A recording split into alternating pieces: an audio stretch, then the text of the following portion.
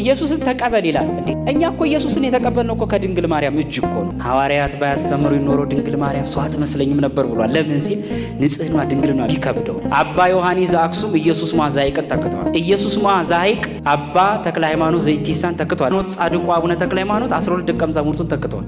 ሊቅ ሊቅን ይተካል፣ የመጽሐፍ መምህርን ይተካል። ድንግል ማርያምን የተካት ግን የለም። ሰው የወላችሁ በአንድ ኩላሊት መኖር ይችላል፣ ያለ ድንግል ማርያም መኖር ግን አይችልም። ከድንግል ማርያም ላይ ኃጢአት ከማግኘት ይልቅ ይላል ከዲያብሎስ ላይ ጽድቅ ማግኘት ይቀላል ይላል። ትሕትና ጠረን፣ የድንግልና ጠረን፣ የመሰበር ጠረን፣ የዝምታ ጠረን፣ የደግነት ጠረን፣ የርኅራኄ ጠረን፣ ይሄ ነው ጠረኗ የሷ። አንድ ሰው ይውላችሁ መመንፈቅ ሲጀምር መጀመሪያ ጸብ የሚከፍተው ከመቤታችን ጋር። በቃ አንድ ሰው ይውላችሁ ከመቤታችን ጋር ጸብ ከፈጠረ ወንድሜ እግዚአብሔር ይሁን በሉት። የኢትዮጵያ ኦርቶዶክስ ቤተክርስቲያን ነገረ ማርያም ዶግማዋ ነው። የሚመረው ካለ መናፍቅ በደንብ አስተጋብታችሁ ንገሩት እሺ። በተለይ ይሄ የሚመረው ትውልድ አለ።